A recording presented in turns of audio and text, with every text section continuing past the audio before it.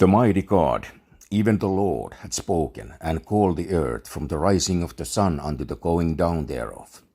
Out of Zion the perfection of beauty, God hath signed. Our God shall come, and shall not keep silence. A fire shall devour before me, and it shall be very tempestuous round about him. He shall call to the heavens from above, and the earth, that he may judge his people. Gather my saints together unto me, those that have made a covenant with me by sacrifice, and the heavens shall declare his righteousness, for God is judge himself. Selah. The first section deals with the mid-tribulation appearance of Jesus Christ to Israel and the post-tribulation rapture as found in Matthew chapter 24, verse 31, Hebrews chapter 12, verse 14, chapter 9, verse 28, Isaiah chapter 26, verse 20, and Revelation chapter 14, verse 16. From the rising of the sun unto the going down thereof, verse 1, east to west, as in Matthew chapter 24, verse 27. Our God shall come, verse 3. He shall come. This is not a reference to the last judgment at all. It's a reference to the second advent. Note the elements here. First, God speaks in the last days, Hebrews chapter 12, verse 25 and chapter 1, verse 2. Second, he speaks from heaven. Call to the heavens from above, verse 4. Third, he speaks to Israel, not to anyone else. Gather my saints, sacrifice, verse 5. Fourth, they come from the four quarters of the earth, and the earth, verse 4. See Matthew chapter 24, verse 31. Fifth, they assemble at Zion, when the Lord lands out of Zion, verse 2. See Isaiah chapter 2, verses 1 to 5. Sixth, God himself sits down at the head of the valley of Jehoshaphat as judge, Joel chapter 3, verse 2, on the throne of his glory, Matthew chapter 25, verse 31, and it's his righteousness that appears. The heavens shall declare his righteousness, verse 6. His righteousness, Romans chapter 10, verses 1 to 4, is Jesus Christ. Selah right smack in the context so no one could miss it, verse 6. Verse 3 is the second advent according to Malachi chapter 4, Matthew chapter 3, verse 12, and 2 Thessalonians chapter 1, verse 8. As to the exact time that this pre-advent appearance takes place, typified by Paul's conversion and the Lord's appearances to Ezekiel and Daniel, no one knows for sure, at least not now. At one time, all the gravestones faced east, verse 1. There is one judgment in heaven, the judgment seat of Christ, and another one on earth, Matthew chapter 25, verse 19. But the nation of Israel is judged on earth in the tribulation.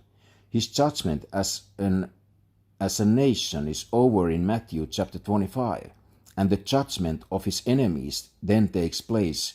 See verses 16 to 23 in this psalm.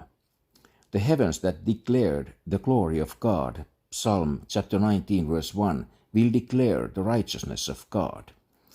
Inspirationally, we may note with Spurgeon that earth and heaven will both unite in condemning sin, and that the saints are gathered together to Christ by faith before they are gathered together at the rapture.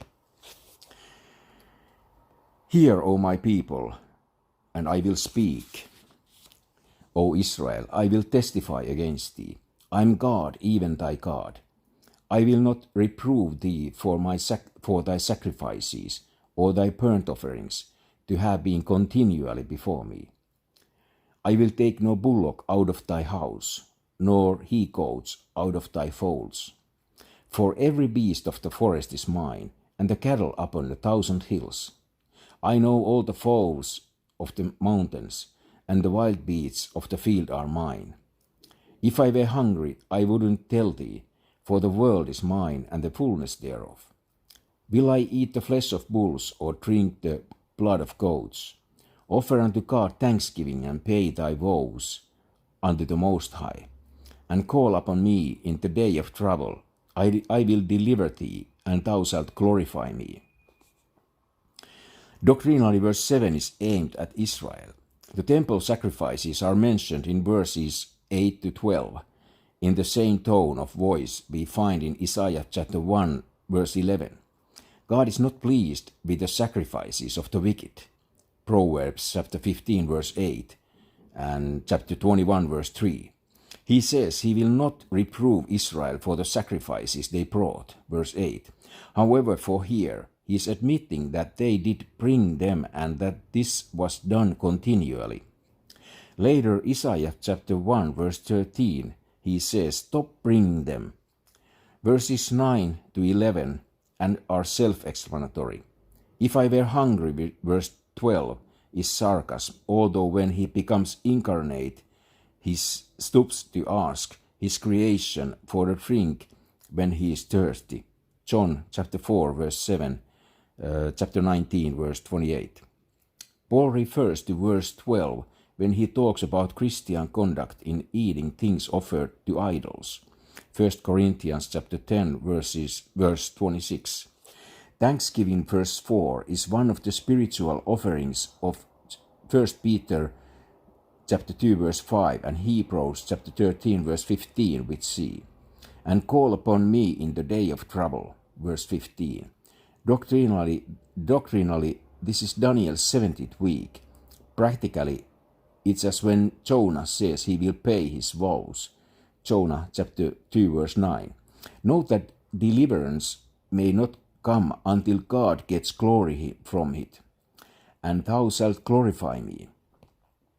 Call upon him in the day of sickness, the day of debt, the day of loneliness, the day of war, the day of persecution, and the day of death. If you get real hungry, ask him to go out on the hills and get you a steak, for the cattle upon 1,000 hills are his. Verse 10.